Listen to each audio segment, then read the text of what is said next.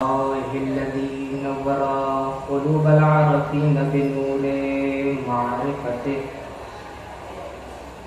وأثبت بعد أنبيائه وأوليائه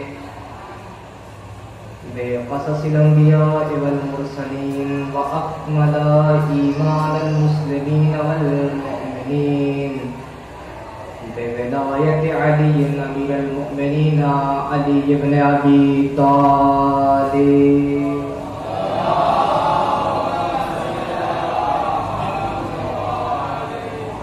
والصلاة والسلام والتحية والإكرام على أفضل الموجودات العبد المؤيد والرسول المشدد المصطفى الأمجد المحمود الأحمد أعني بالقاسم محمد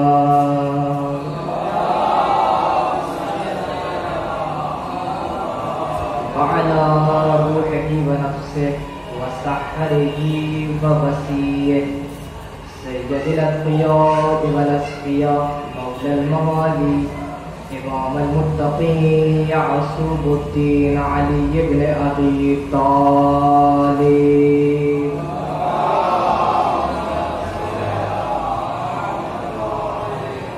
أما بعد قال رسول الله صلى الله عليه وآله وسلم أولنا محمد وأوسطنا محمد وآخرنا محمد وكلنا محمد صلوات والسلام.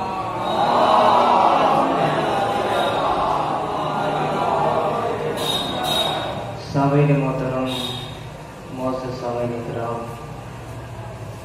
ماتمداران سرکار عباد اللہ حسین، واجب الاحترام مومنین، آپ سب کے علم میں ہے کہ خمسہ مجالس کی یہ دوسری مجلس جس سے خطاب کرنے کا شرف حاصل ہو رہا ہے. شکر گزار ہوں اپنے بڑے بھائیوں کا کہ انہوں نے ایک بار سے پھر موقع دیا کہ آپ کی خدمت میں کچھ باتیں عرض کی جائیں. عزیزان گرامی، بہت شکر گزار ہوں آپ کا اور کرم ہے حضرات چہاردہ معصومین کا، اور خصوصی صدقہ ہے شہزادی کونین بنت جناب رسول الثقلین صدیقہ طاہرہ راضیہ مرضیہ بطول عذرا حور انسیہ حضرت فاطمہ زہرا سلام اللہ علیہا.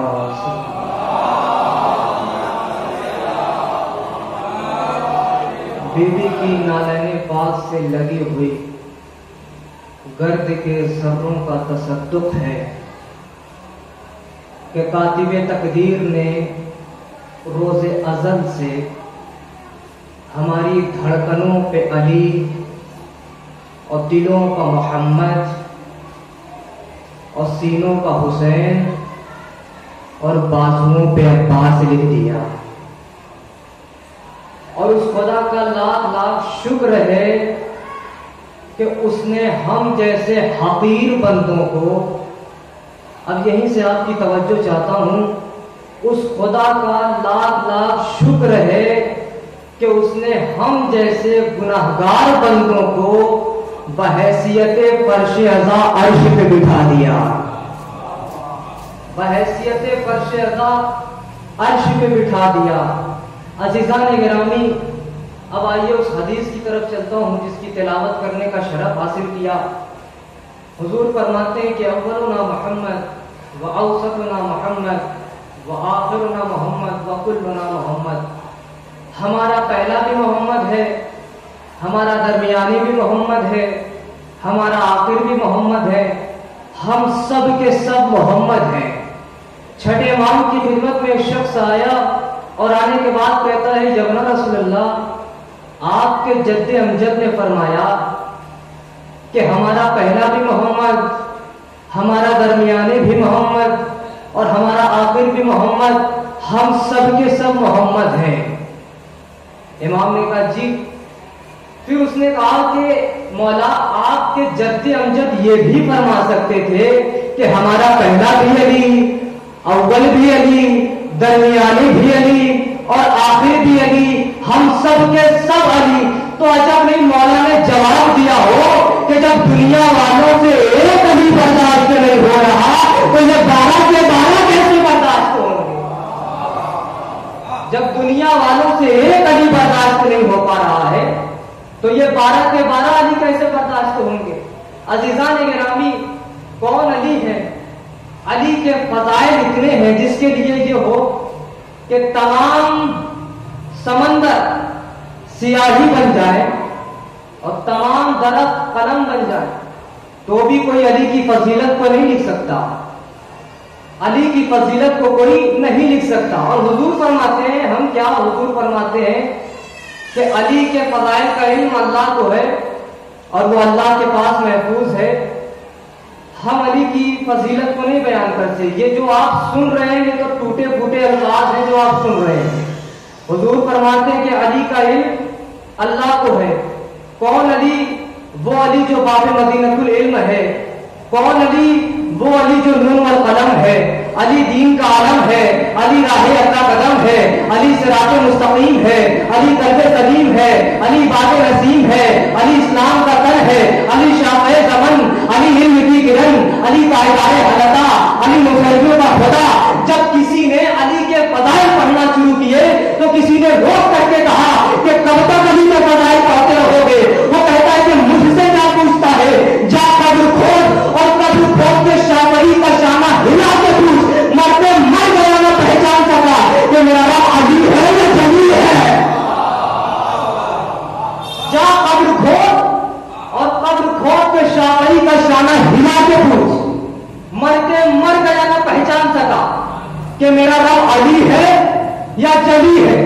عزیزان گرامی، بس یہیں سے آپ کو ایک دو واقعے کی طرف لے کے چلتا ہوں۔ خلیفہ کا دربار ہے اور ان دنوں کے بڑے بزرگ، اچھا مصیبت میں ہر کسی نے علی کو یاد کیا ہے۔ خلیفہ کا دربار ہے اور ایک مقدمہ پیش کیا گیا۔ دو شخص آئے اور آنے کے بعد خلیفہ کی خدمت میں حاضر ہوتے ہیں، کہنے لگے کہ خلیفہ نے پوچھا بتاؤ کیا ماجرا ہے؟ تو پہلے نے کہا کہ سرکار میں آقا ہوں اور یہ جو میرے ساتھ ہے یہ غلام ہے، لیکن یہ غلام ہونے سے انکار کر رہا ہے۔ دوسرے سے پوچھا، کہنے لگے تم بتاؤ تمہارا کیا مسئلہ ہے؟ کہنے لگے کہ جناب آقا تو میں ہوں اور غلام یہ ہے۔ کہنے لگے اچھا، اب مسئلہ بڑا پیچیدہ ہوا، مسئلہ بہت پیچیدہ ہوا۔ اس کے بعد سے اگر ہم معذب ہوتے، جواب ہم یہ دیتے کہ آپ تو کتاب خدا کو کافی کہتے تھے تو کتاب سے مسئلہ دیکھ لیجئے، کتاب سے مسئلہ دیکھیے، تو انہوں نے کہا کہ اب یہ مسئلہ بڑا پیچیدہ ہے اور بہت بڑا مسئلہ ہے، تو اب بس علی کی طرف رجوع کرو، علی کی طرف رجوع کرو۔ اب یہ لوگ جب علی کی خدمت میں آئے تو صرف یہ دو شخص نہیں آئے، خلافت بھی علی کے پاس آئی اور پھر اس کے بعد سے سلام دعا ہوئی۔ پھر اس کے بعد سے انہوں نے کہا کہ یا علی اس مسئلے کا حل کر دیجئے۔ کہنے لگے کون سا مسئلہ؟ کہا کہ ان سے پوچھئے، ان کا مسئلہ ہے۔ امام نے پوچھا بتاؤ تمہارا کیا مسئلہ ہے؟ اس نے کہا کہ سرکار ہم آقا ہیں اور یہ جو ہمارے ساتھ ہیں یہ غلام ہیں، لیکن یہ غلام ہونے سے انکار کر رہے ہیں۔ دوسرے سے پوچھا، اس نے کہا کہ سرکار آقا ہم ہیں اور غلام یہ ہیں، لیکن یہ غلام ہونے سے انکار کر رہے ہیں۔ مولا نے کہا قمبر ذرا مسجد میں 2 سوراخ کرو اور ان لوگوں کو باہر لے کے جاؤ، ان کے جسم کو باہر رکھو، ان کی گردن کو مسجد میں ڈال دو، ان کی گردن کو مسجد میں ڈال دو۔ وہی ہوا، پیغمبر نے مولا کے حکم کی تعمیل کی۔ اب مولا ایک دوسرے کو نصیحت دے رہے ہیں، باتیں ہو رہی ہیں، لیکن مولا ان کی طرف متوجہ نہیں ہے۔ جب بہت دیر گزر گئی تو ایک مرتبہ خلافت حیران میں آئی اور کہنے لگے کہ یہ علی کیسا فیصلہ کر رہے ہیں؟ علی تو لوگوں کو نصیحت دے رہے ہیں اور ان کی طرف متوجہ نہیں ہے۔ جب سارے لوگ حیران ہو گئے تو ایک مرتبہ مولا نے کہا پیغمبر غلام کی گردن کاٹ دو۔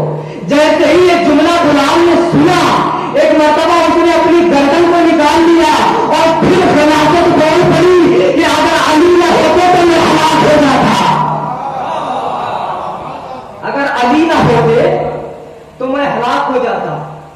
آیت اللہ امینی، آپ نے نام سنا ہوگا، 35 یا 40 برس تک نجف اشرف میں رہے اور یہ کتاب لکھ رہے تھے الغدیر۔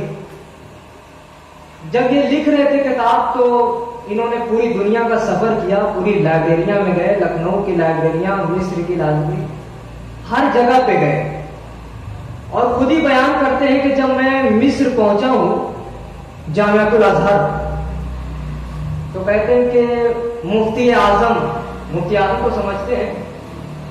نہیں سمجھتے تو کوئی مسئلہ ہی نہیں ہے، صلوات پڑھے محمد وآل محمد کا۔ تو کہنے لگے کہ مفتی اعظم آئے اور آنے کے بعد کہا کہ آپ دعوت پہ آئے، کھانے پہ آئے ہمارے یہاں۔ تو انہوں نے کہا کہ بھائی دیکھو میں کتابیں پڑھنے آیا ہوں، اور اگر میں تمہارے یہاں دعوت پہ آؤں گا تو تم اوروں کو بھی بلا دو گے، اور میں تنہا شیعہ، اور میری جو زبان ہے نا وہ رکتی نہیں ہے، اگر کوئی مجھے چھیڑ دے تو میں جواب دیے بنا رہ نہیں پاتا ہوں۔ آپ نے سنا ہے نا بہت سی جگہوں پہ شیعوں کو کھٹمن کہا جاتا ہے، اگر چھیڑو تو پھر خون چوس لیتے ہیں۔ تو علامہ امینی نے کہا کہ بھائی بہتر ہے کہ تم لوگ خود ہی جاؤ اور دعوت کھا لو۔ تو انہوں نے کہا کہ نہیں آپ آئیے دعوت پہ۔ بڑے اصرار کے بعد پھر انہوں نے کہا کہ اچھا اگر تم چاہتے ہو کہ میں آؤں تو میری ایک شرط ہے، میری ایک شرط ہے۔ کہنے لگے کیا شرط؟ کہنے لگے کہ جب میں آؤں گا تو کوئی مجھ سے سوال نہ کرے، کوئی مجھ سے سوال نہ کرے۔ شرط منظور ہو گئی۔ اب یہ پہنچ گئے اور کہتے ہیں کہ جب میں پہنچا ہوں دعوت پہ تو وہ پورا جامعۃ الازہر کا حال جو ہے پورا بھرا ہوا تھا، تمام جامعۃ الازہر کے مفتیان جمع تھے۔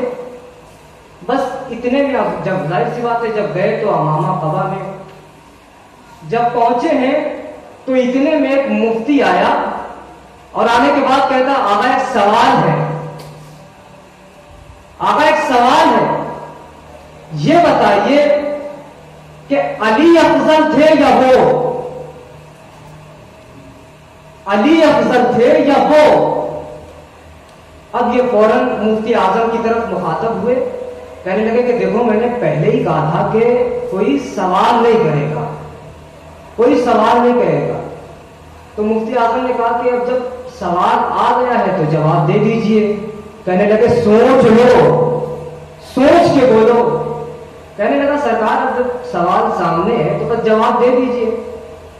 تو انہوں نے کہا اچھا ٹھیک ہے، پھر میرا ایک سوال ہے آپ تمام مفتیان سے، یہ بتائیے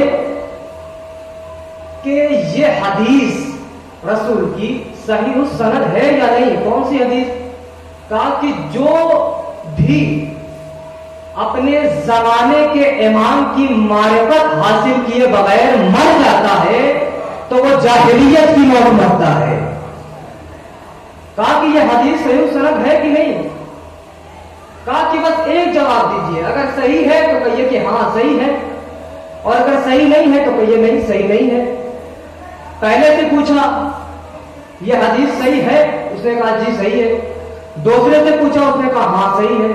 तीसरे से पूछा, जब सबसे इकरार ले लिया कि हाँ ये हदीस सही है, अब पूरी तवज्जो चाहता हूं, जब सबसे इकरार ले लिया कि ये हदीस सही है, तो फिर अल्लामा अमीनी कहते हैं कि अच्छा ये बताओ कि क्या बीबी फातिमा अपने जमाने के इमाम की मारिफत रखती थी या नहीं?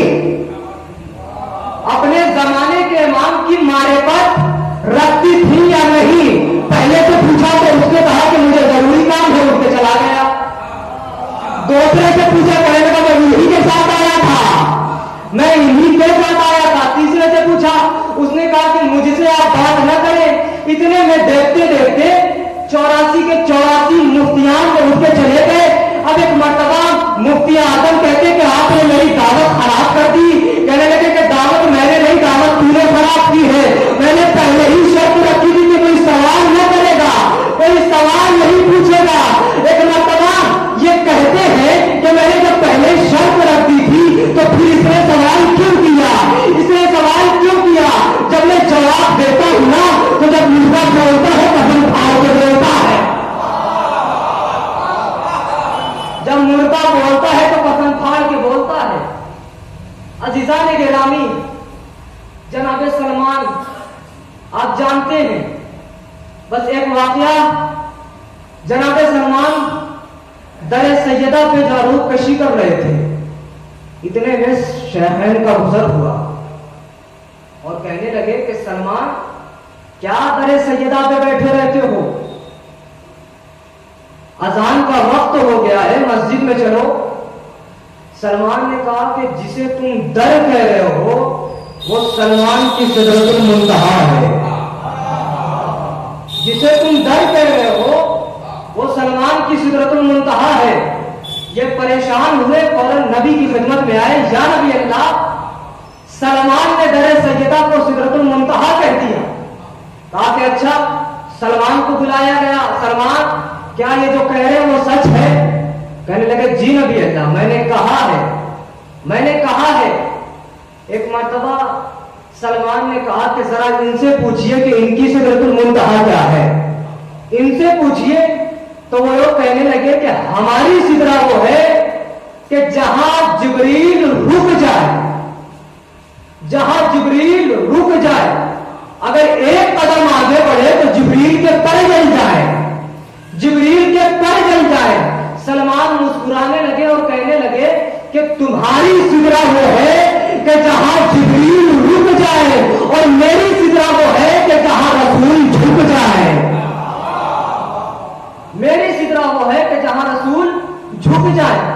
अब एक मर्तबा सलमान फिर दर सैयदा पे आए और अंदर से फिजा ने कहा, सलमान बड़े चर्चे हो रहे हैं तुम्हारे कि तुम सिदरतुल मुंतहा पे रहते हो, बड़े चर्चे हो रहे हैं।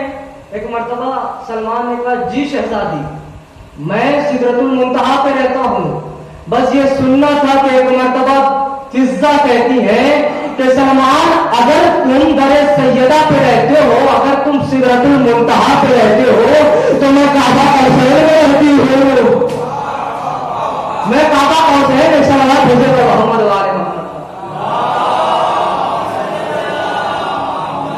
सलमान अगर तुम सिदरतुल मुंतहा पे रहते हो तो मैं काबा कौसैन पे रहती हूँ। बीबी की वो फजीलत है कि कोई बयान नहीं कर सकता, और ये वो बीबी है कि जिसे रसूल ने मां का दर्जा दिया है। बस कुछ बातें और पेश करता हूं फदक के सिलसिले से। बीबी जब दरबार में पहुंची है, और जब बीबी दरबार में पहुंची तो एक मर्तबा रावी ये कहता है, इब्ने अरबी रिवायत करते हैं कि अगर मासूम भरे मजमे में किसी को यवनल पुरा कह दे तो उनके शजरे में शक करना यकीन के साथ।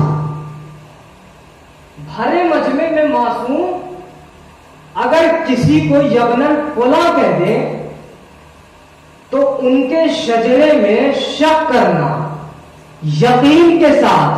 اب بی بی دربار میں کھڑی ہوئی ہے اور صاحب مسند کو دیکھ کے کہا کہ یبنل فلاں، اے فلانے کے بیٹے، اے فلانے کے بیٹے۔ اور اس کے بعد سے بی بی نے جو خطبہ دیا، میں نے عرض کیا تھا کہ جب بی بی دربار میں پہنچی ہیں تو لوگ ایک دوسرے کے کان میں گفتگو کر رہے تھے، بی بی کی طرف توجہ نہ دینے کی پلاننگ چل رہی تھی کہ اتنے میں بی بی نے پھر کہا کہ ایھا الناس، بی بی مسلم کہہ دیتی، مومن کہہ دیتی۔ بی بی نے فرمایا کہ اگر میں انہیں مسلم کہہ دیتی تو کل کو ان کے اسلام کو سند مل جاتی، اور اگر میں انہیں مومن کہہ دیتی تو ان کے ایمان کو سند مل جاتی، تو پھر مجھے بھی یہ جملہ کہنے کا حق ہے کہ جسے فاطمہ نہ مسلمان سمجھے انہیں ہم کیوں سمجھے۔ ایک سلوات بھیجے پر محمد والے محمد پر۔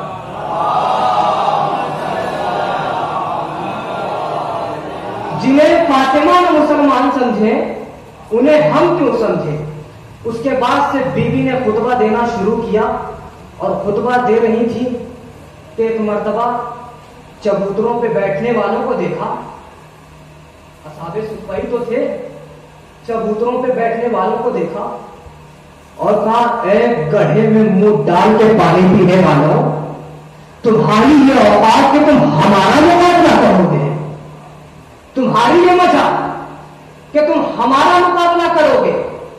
علامہ عرفان حیدر آبادی نے فدق پڑھتے ہوئے ایک جملہ کہا تھا، بس وہ جملے کو دہرانے لگا ہوں۔ فدق پڑھتے ہوئے انہوں نے ایک جملہ کہا تھا کہ اے فدق کے چوروں، توجہ رکھیے گا، پوری توجہ، کہا کہ اے فدق کے چوروں،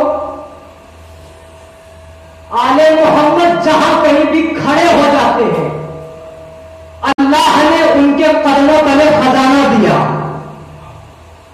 اب جو عرب ممالک میں رہتے ہیں وہ غور سے سنیں، آل محمد جہاں کہیں بھی کھڑے ہو گئے،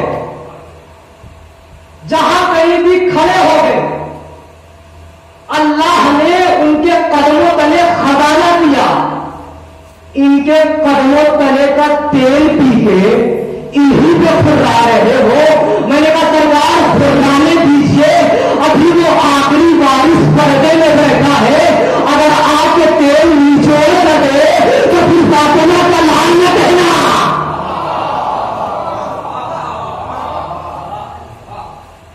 اگر وہ آ کے تیل نچوڑ نہ دے تو پھر فاطمہ کا نام نہ کہنا۔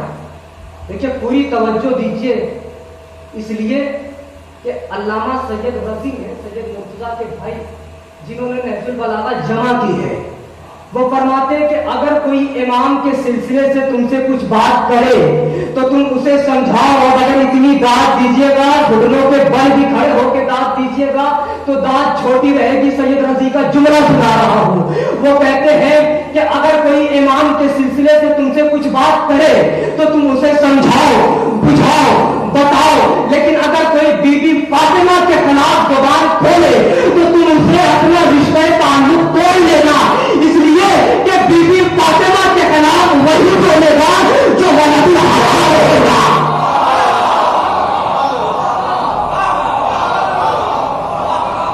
بی بی فاطمہ کے خلاف وہی بولے گا کہ جو ولد الحرام ہوگا، ولد الحرام ہوگا۔ بی بی خطبہ دیتی جاتی ہیں اور چبوتروں پہ بیٹھنے والوں کو دیکھا اور کہا اے گڑھے میں منہ ڈال کے پانی پینے والوں، تمہاری یہ اوقات کہ تم ہمارا تقابل کرو گے۔ امیر ممکنات نے ایک مقام پہ فخر حاصل کیا تھا سارے مجمع کو دیکھ کے کہ تم ہمارا مقابلہ کرو گے، میں فاطمہ کا شوہر ہوں، میں فاطمہ کا شوہر ہوں۔ عزیزان گرامی، بی بی خطبہ دیتی جاتی ہے اور پھر وہی چبوتروں پہ بیٹھنے والوں کو دیکھا اور کہا کہ تمہاری یہ مجال کہ تم ہمارا تقابل کرو گے. ایک مرتبہ بیوی خطبہ دیتی جاتی ہے, 2-4 جملے بیوی نے کہے. اب یہ اعظم گڑھ کی سرحد سے لے کے گونڈا, بستی, مئو, بلیا, بہار, یہاں پہ ایک لفظ بولا جاتا ہے. بس وہ لفظ بولنے لگا ہو. یہاں پہ ایک لفظ بولا جاتا ہے, اور یہ لفظ تب بولا جاتا ہے کہ جب شدت بہت ہوتی ہے. جب شدت بہت ہوتی ہے. گئی کون ہے حق لینے؟ صدیقۃ الکبریٰ. صدیقۃ الکبریٰ دربار میں اپنا حق لینے گئی ہے. اب مزہ تو جملہ دے گا اس لیے کہ آپ کے علاقے کا ہے. بی بی فرماتی ہیں کہ بی بی دربار میں گئی ہے حق لینے کے لیے, اور اس نے حق نہ دے کے بتایا کہ میں جھوٹا نہیں جھوٹا ہوں. میں جھوٹا نہیں جھوٹا ہوں. بی بی دربار میں پہنچی, خطبے پہ خطبہ, آیتوں پہ آیتیں دیتی جاتی ہیں, لیکن وہ انکار کرتا جاتا ہے. آیتوں پہ آیتیں پیش کرتی جاتی ہے, لیکن وہ انکار کرتا جاتا ہے. یہ آیت اس نے کہا نہیں انکار, یہ آیت کا نہیں دیں گے, یہ آیت کا نہیں دیں گے. اتنے میں بی بی نے خطبہ روکا اور کہا کہ یہ بتا تو یہاں کیوں بیٹھا ہے, تو یہاں کیوں بیٹھا ہے. اس نے کہا کہ میں رسول کا وارث ہوں. اس نے کہا میں رسول کا وارث ہوں. بی بی نے کہا پکڑا گیا, رسول تو کوئی وارث چھوڑتے ہی نہیں ہے. رسول تو کوئی وارث چھوڑتے ہی نہیں ہے. تم نے تو کہا تھا نا کہ رسول نہ کسی کو وارث بناتے ہیں اور نہ ہی کسی کو وارث چھوڑتے ہیں. بی بی خطبے پہ خطبہ دیتی جاتی ہے, اور ایک مرتبہ بی بی جب خطبہ دینا شروع کرتی ہے تو پھر کہا, پھر خطبے پھر آیت پہ آیتیں دیتی جاتی ہیں. اس نے کہا نہیں انکار, پھر آیتوں پہ آیتیں, کہا پھر انکار, پھر آیتوں پہ آیتیں, پھر انکار. آیتوں پہ آیتیں بی بی دیتی جاتی ہے, وہ انکار کرتا جاتا ہے. آیتوں پہ آیتیں دیتی جاتی ہے, وہ انکار کرتا جاتا ہے. اور پھر ایک مرتبہ بی بی کہتی ہے کہ اچھا یہ بتا, جب بی بی نے آیتوں پہ آیتیں دینا شروع کیا, آیتوں پہ آیتیں بی بی نے دینا شروع کیا, اس نے انکار کرتا گیا. پھر ایک مرتبہ بی بی نے کہا کہ اچھا یہ بتا, جب بہت آیتوں پہ آیتیں بی بی نے دے دیے, پریشان ہونے لگا. بی بی نے آیتوں پہ آیتیں دی, وہ انکار کرتا گیا. اور بی بی نے کہا کہ اچھا یہ بتا, جیسے اس نے کہا کہ آیتیں کیوں پیش کر رہی ہو, کوئی حدیث بھی تو سنا دو. اس نے کہا کہ خاموش ہو جا. بی بی نے کہا خاموش ہو جا, تو نہیں تو کہا تھا کہ ہمیں کتاب خدا کافی ہے. تو نہیں تو کہا تھا کہ ہمیں کتاب خدا کافی ہے. اس لیے میں آیتیں دے رہی ہوں, میں صرف آیتیں دے رہی ہوں. اور وہ انکار کرتا گیا. اور جب بی بی دربار سے واپس آئی ہے تو بی بی نے کہا علی مجھے اس بات کا غم نہیں ہے کہ میں دربار میں گئی. کہا کہ علی مجھے اس بات کا غم نہیں ہے کہ میں دربار میں پہنچی, مجھے اس بات کا غم ہے کہ مجھے کسی نے بیٹھنے کے لیے نہیں کہا. مجھے اس بات کا غم ہے کہ مجھے کسی نے بیٹھنے کے لیے نہیں کہا.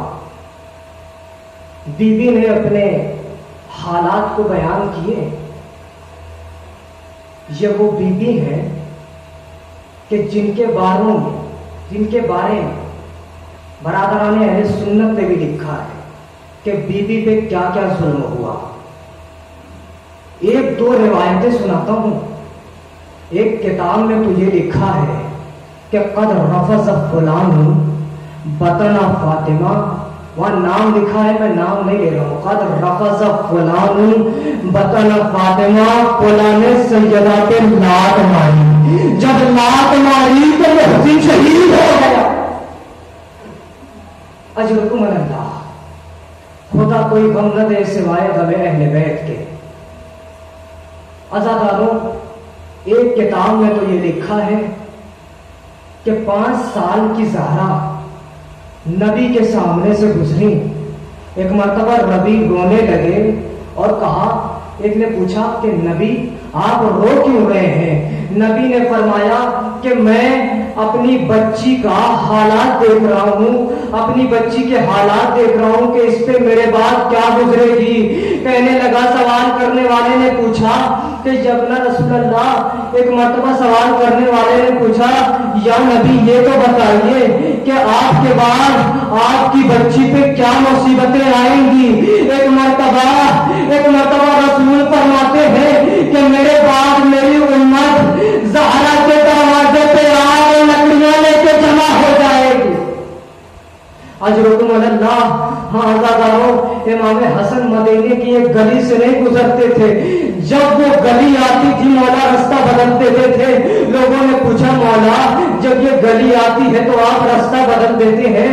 इमाम ने कहा कि छोटा था, अपनी माँ के साथ गुजर रहा था, एक मरहूम ने मेरी माँ फातिमा पे हाथ उठाया, जब गुजरता ही मुझे याद आ जाता। अजरुकुम अल्लाह, खुदा कोई गम न दे। हाँ आज़ादारों, आपकी आवाज़ें गिरिया को बुलंद कीजिए। आज़ादारों लीजिए, जब सबकी शहादत करबला में हो गई है, हुसैन तन्हा रह गए। जब हुसैन तन्हा रह गए तो एक मर्तबा जब हुसैन सुलझना के पास आते हैं तो हुसैन कभी दाएं देखते हैं, कभी बाएं देखते हैं। इतने में खैमे का पर्दा उठा और बहन आती है, लजान को थामती है, भैया कोई गम न करना, ज़ैनब आपको सवार करेगी। हाँ आज़ादारों, एक मर्तबा बीबी ने मौला को सवार किया। हुसैन मैदान में आ गए, जंग करते जा रहे हैं और एक मर्तबा हुसैन पुश्ते सुलझना पे बुलंद होते हैं और कहते हैं, पुश्ते सुलझना पे बुलंद होने के बाद आवाज देते हैं, ऐ जालिमों, तुमने मेरे अकबर को भी मार दिया, ऐ जालिमों, तुमने मेरे भाई अब्बास को भी मार दिया, अरे हद ये है कि तुमने अकबर को भी मार दिया। हाँ आज़ादारों, एक मर्तबा हुसैन जंग करते जाते थे, जब आवाजें गैबी आ गई, हुसैन ने अपनी तलवार को नियाम में रखा, भागी हुई फौज सिमटी। हुसैन ने जब तलवार को नियाम में रखा, भागी हुई फौज सिमटी। एक मर्तबा तारीख कहती है, कोई हुसैन पे नजर से वार करता था, कोई तलवार से वार करता था। जिनके पास कुछ न था वो करबला की जलती जमीन हुसैन के सपनों पे डाल देता था। हाँ आज़ादारों लीजिए, वो वक्त आ गया कि जब शिमरे मरहूम कुंद खंजर लेके आगे बढ़ा और जब आगे बढ़ा तो एक मर्तबा जब गला काटने जा रहा था तो एक मर्तबा तारीख बताती है कि हुसैन ने पुकारा, वाह अम्मा, अपनी अम्मा को पुकारा, फिर नाना को पुकारा। फिर खंजर जब चलता रहा तो हुसैन ने कुछ आवाज न दी, बस एक आवाज दे रहे थे, वाह पासा, अरे मेरे अब्बास, मेरी मदद को आओ। इन्ना लिल्लाहि व इन्ना इलैहि राजिऊन। क़ज़ा व तस्लीम अल-अमर।